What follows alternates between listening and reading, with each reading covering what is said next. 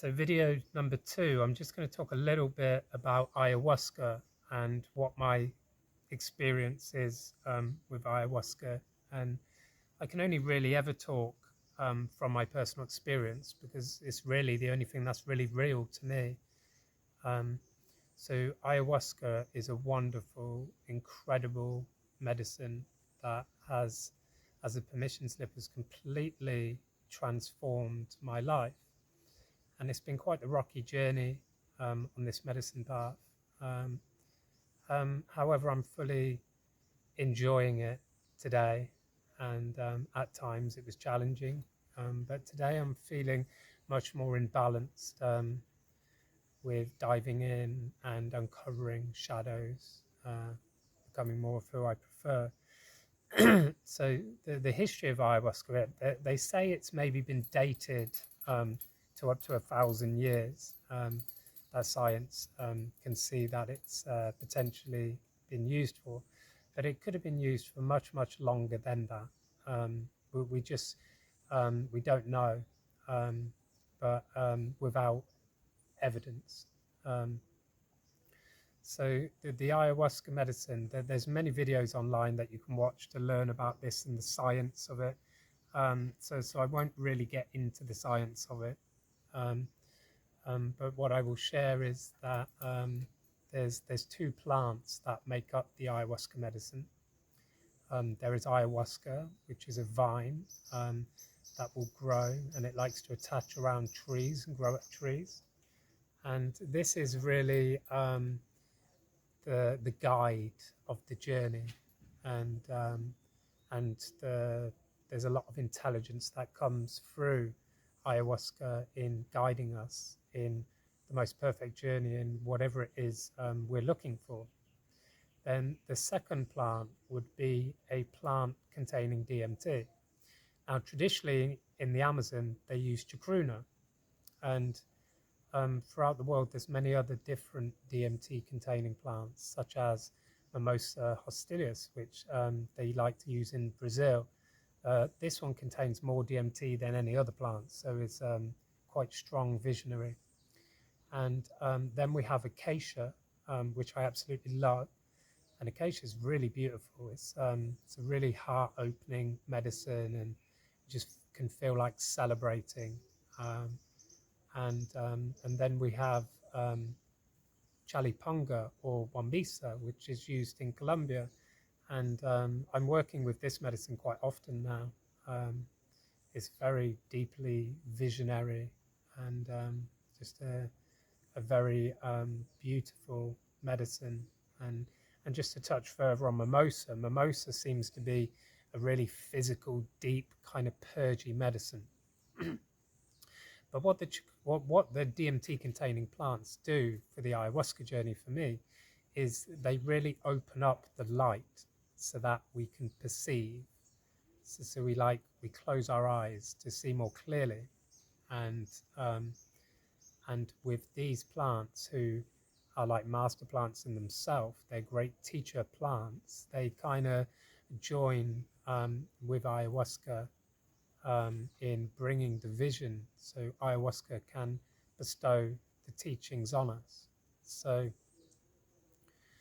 I mean, the most important thing for me about working with ayahuasca is intention, and then we talk of like set and setting. So like, where are you doing it? So it probably wouldn't be a good idea to take ayahuasca if you was at a festival, because there would be a lot of energies banging around the festival, and it really wants a clear container to do this work without destructive energies coming into the space. So that could cause quite a challenging experience if not done in a right space, such as just creating your own ceremony space, cleaning the space energetically, and then moving into the intention of what it is we want to gain from it. So then ayahuasca will teach us around the intentions, and typically how the spirits teach is through metaphor. So that they will give us visions, or to explain what it is we're searching for, and thus we can then translate those metaphors and start to piece together what it is they're saying. And the more I've worked with ayahuasca, or the biggest area which has really aided my translations, is my dream world. So I write my dreams down every day and translate them every day. And this has served me really, really well in becoming adept at translating the messages of spirit, so that now when I'm in ayahuasca ceremony and I'm being shown visions and metaphors, I can translate them quite quickly. And many of the metaphors for me are the same because of learning them.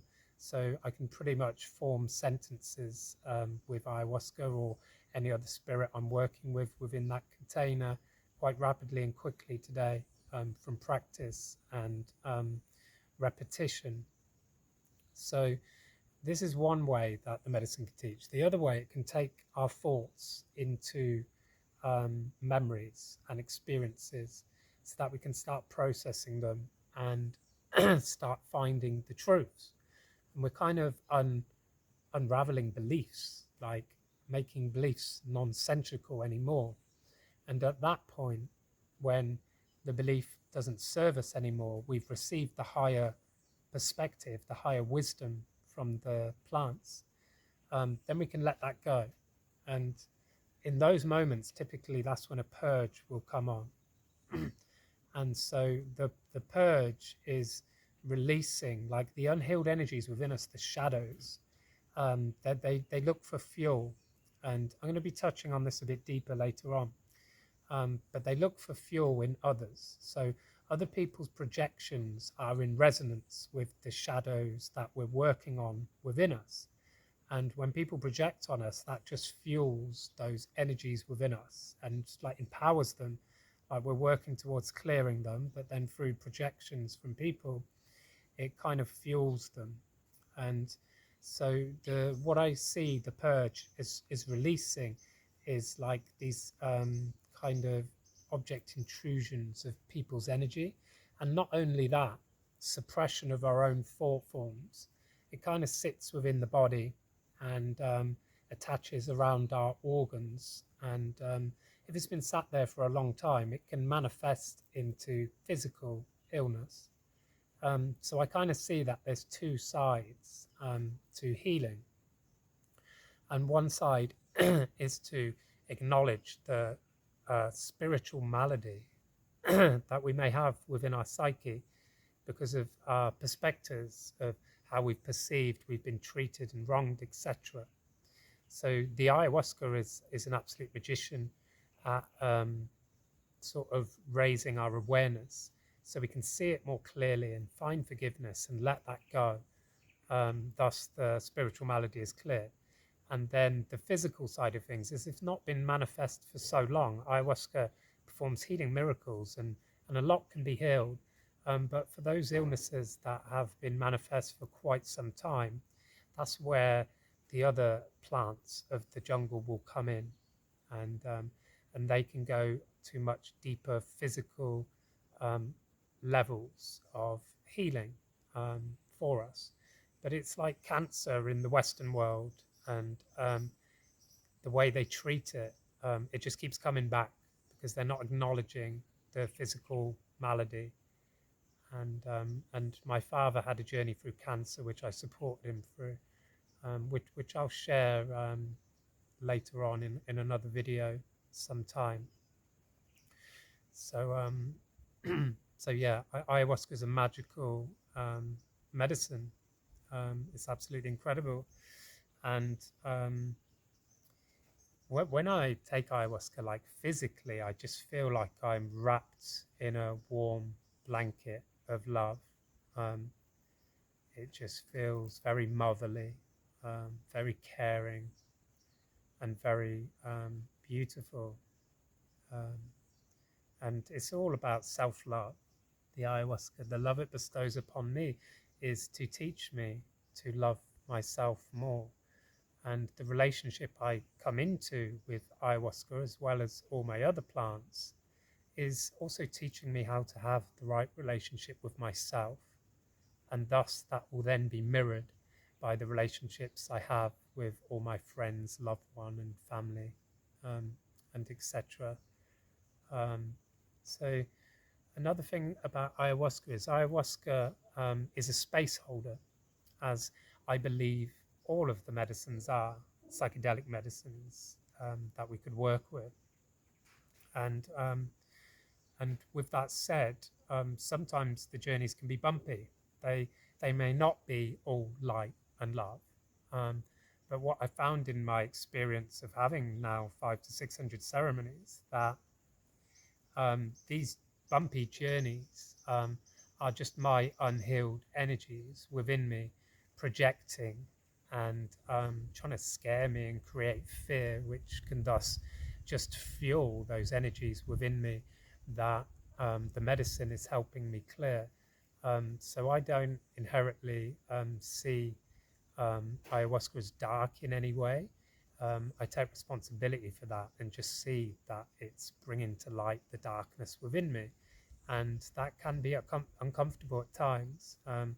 But with lots of practice, I don't tend to go into those spaces anymore, because with the practices and methods I teach, it can be quite simple to bring oneself back into alignment in those moments, to challenge those energies and to bring light to them and awareness to them, so that we're not going on a journey through fear or the shamanic perspective of death, rebirth, death, rebirth. That's how my life used to be, and it was quite depressing. That's not how it is anymore. I found balance to my life and a daily practice with my life, which I am open to sharing with whoever wants to study with our organization. So again, there's much, much more I can share about ayahuasca. There's loads of amazing documentaries on the internet, lots of great talks and podcasts, and maybe I'll share some links at some point to some good research material on what ayahuasca is. But I'm very appreciative of ayahuasca. It's really put me in alignment with my path and true calling. And I very much enjoy working with this medicine, which again just performs absolute healing miracles. And every now and then you get a little taste of what enlightenment is after doing a ceremony, and you can just ride that wave for some time until you step in the real world and everyone starts projecting again, and then we realize how enlightened we're not. But it's really inspiring to feel what is possible if we keep turning up and doing this inner work. So thank you very much for watching this.